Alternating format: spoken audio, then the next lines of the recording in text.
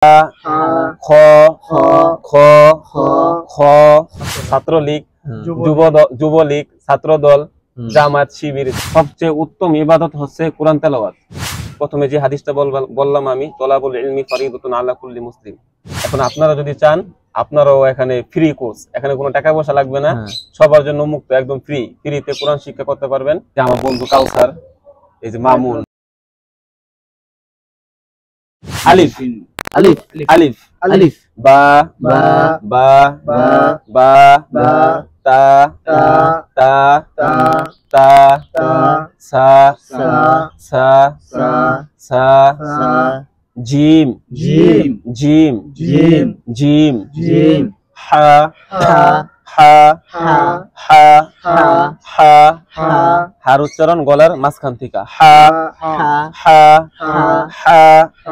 হা, খ খ খ, দাল দাল দাল দাল দাল, জাল জাল জাল, নরম কইরা জিহ্বার আগা দাঁতের আগার সাথে লাগাইতে হইব। জাল জাল জাল, র র র। আসসালামু আলাইকুম। আল্লাহ রাসূল বলছেন, তলাবুল ইলমি ফরিদাতুন আলা কুল্লি মুসলিম। ইলমে দ্বীন শিক্ষা করা প্রত্যেক মুসলমানের উপর ফরজ। নারী হোক পুরুষ হোক, সবার উপর ইলমে দ্বীন শিক্ষা করা ফরজ। আসলে শিক্ষার কোনো বয়স নেই।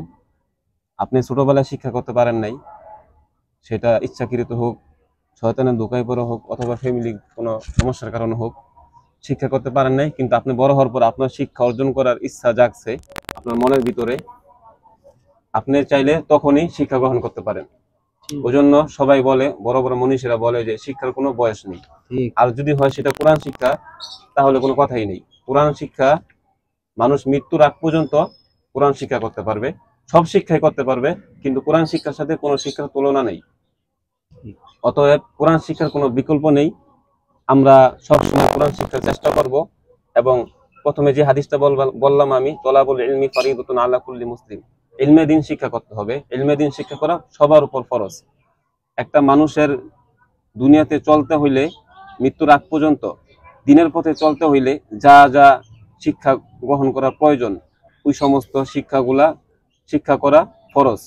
ওগুলা আমাদের শিক্ষা করতে হবে। যে শিক্ষাগুলো আপনি না করলে নামাজ পড়তে পারবেন না সহিভাবে রোজা রাখতে পারবেন না, কোনটা হারাম কোনটা হালাল এগুলা আপনি বুঝবেন না।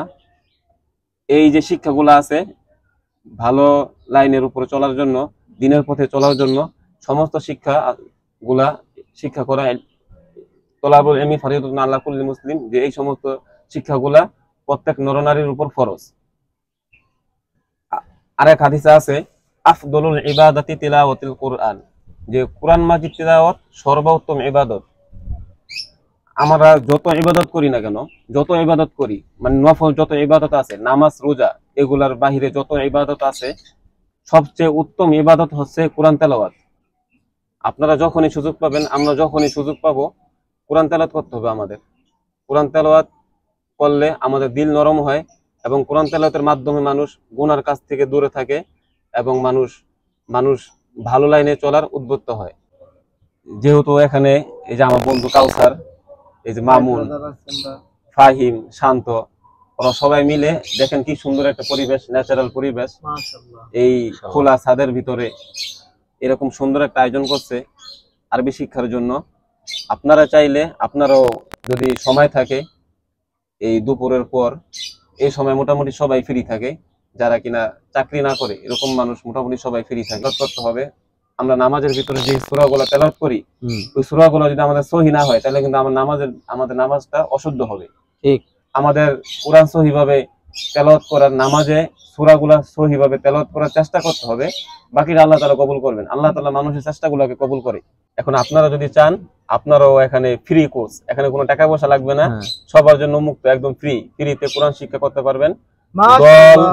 দল বল নির্বিশেষে, উলামা লীগ, ছাত্রলীগ, যুবলীগ, ছাত্রদল, জামাত, শিবির, যা সবাই আপনারা এখানে কোরআন শিক্ষা করতে পারবেন। ছাত্রলীগ, আমলীগ, ওদের প্রতি আমাদের কিছু ঘৃণা আছে, সেটা অন্য বিষয়। কিন্তু কোরআন শিক্ষার আমরা চাই ওরা কোরআন শিক্ষা শিখুক এবং এলেম শিখুক। এলেম শিক্ষার কারণে, এলেম শিক্ষার মধ্য দিয়ে যদি ওরা দিনের পথে আসতে পারে, ওরা যদি ওরা ভুলগুলা বুঝতে পারে, তাইলে আমাদেরই লাভ হবে এবং সমাজেরই লাভ হবে ইনশাআল্লাহ ইনশাআল্লাহ। আর যারা পালিয়ে আছেন দূরে, তাদের হয়তো এই সুবিধাটা পাবেন না। আপনারা অনলাইন কোর্স দেন, তাদের জন্য অনলাইন কোর্সের ব্যবস্থা আছে, আপনারা তওবা করেন। মাশাআল্লাহ ওরা কোরআন শিখতেছে, কায়দা শুরু করছে আমার কাছে। আগেও পড়ছে, অনেকে ভুলে গেছে, শয়তানের ধোঁকায় কোরআন শরীফ ধরা হয় নাই, পড়া হয় নাই, ওই জন্য ওরা আবার প্রথম থেকে শুরু করতেছে, একদম আলিফবা থেকে। এখানে আমার ছাত্র আছে শান্ত, ও আমার কাছে এইভাবে পড়ছে, মাশাআল্লাহ এখন সুন্দর কোরআন তেলাওয়াত করতে পারে। তো রাজনীতি লাস্টের এগুলো বন্ধ করে